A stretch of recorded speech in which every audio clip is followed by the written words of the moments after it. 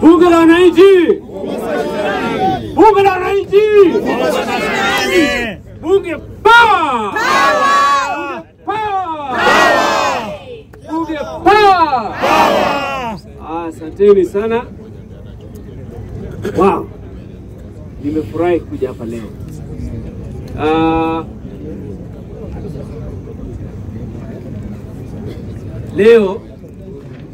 Leo nimefika Jacaranda. Siku ya kwanza nilisikia Jacaranda zamani. Wajua nifikia Jacaranda kwa wapi? Wayaki. Wayaki huko. Lakini leo tumefika. Ya kwanza sitasema mengi leo kwa sababu leo tumekuja tuonane, tujuane na kuchukua rambirambi zenu ambao mmenipatia, na pia mimi kama kutoka familia tumewaletea rambirambi. Tumeletea rambirambi. Nasema pole sana, pole kwa kupoteza baba. Sisi tunasikia hiyo uchungu na tunajua ile uchungu mnasikia. Kwa viongozi wote wa bunge hapa Jacaranda, kiwa umeongozwa na president wenu Randere, Speaker, Prime Minister na wabunge wote, kwanza nimewaletea pia salamu nyingi sana kutoka kwa Rais wa Jamhuri ya Kenya. Mmepokea?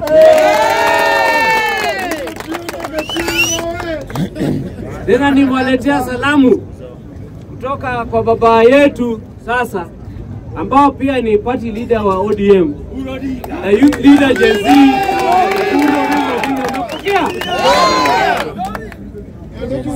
Sasa mimi tumesemwa mimi ni mshauri wa rais wa Kenya.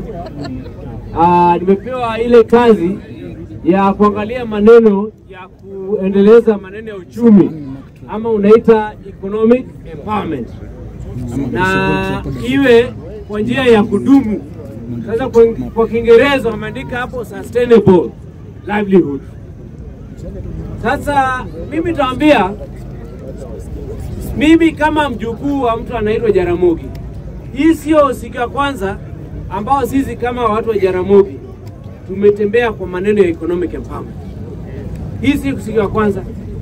Huyu mtu anaitwa Jaramogi, mnakumbuka Jaramogi?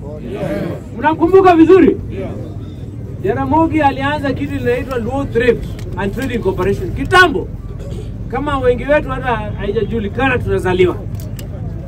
Akatembea na miguu na baiskeli, akitembea Uganda, Tanzania na kila mahali East Africa, kuongea na watu wa Kenya na wa East Africa tuingie kwa maneno ya trading na maneno ya manufacturing. Hii kitu inaitwa thrift ilikuwa kutengeneza vitu, maneno ya kutengeneza vitu ambao tukitumia yale bidhaa ambao tumetoa kwa mchanga kwetu.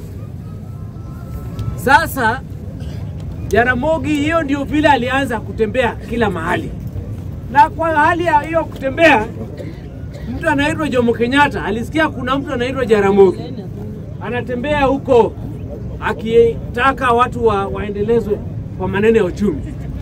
Ndio hiyo urafiki kaanza na Jaramogi akaingia kwa siasa.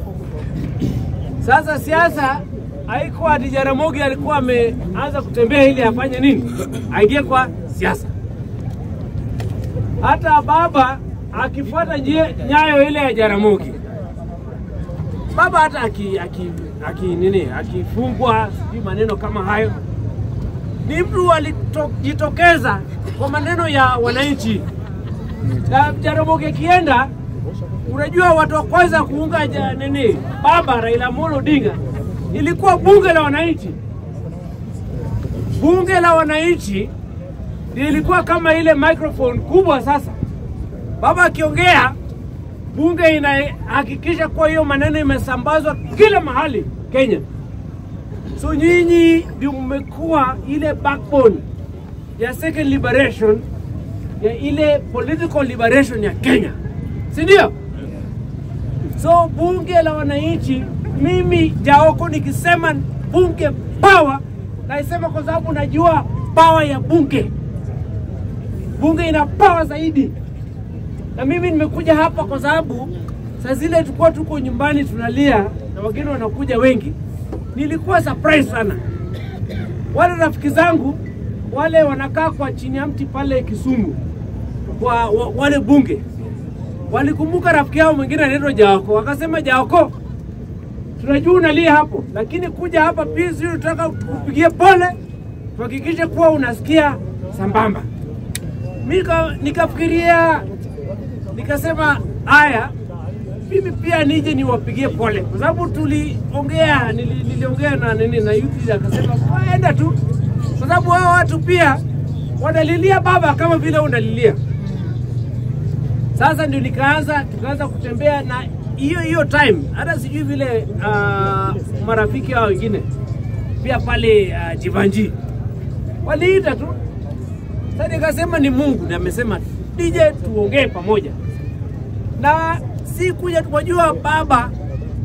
Unajua vile baba alikuwa ameshika maneno ya vijana, maneno ya economic empowerment alikuwa ameshikilia sana. Hata mimi mwenyewe hiyo ushauri ikiwa under economic empowerment haikuwa kwa accident. Sio baba ndiye alichagua hapo. Baba ndiye aliambia serikali patie huyu kijana hiyo kazi. Huyu kijana anajua maneno ya economic empowerment. Na ni kitu mimi nimeshikilia kabisa, kwa sababu baba alisema, na mkikumbuka, alisema the age of political liberation wamekimbia sana hao, si ndio? Sasa hii we are at the age of economic liberation.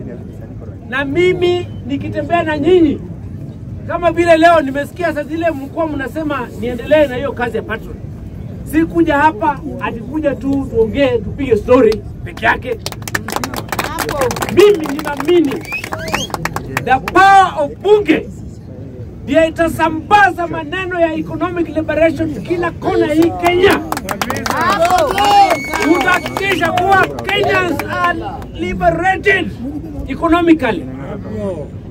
Hakuna mchezo hapo, si ndio Prezo? Hiyo ndio maana ya hii mkutano sana ya leo. Tukilia machozi, tukiendeleza ile legacy ya baba. Mimi Jaoko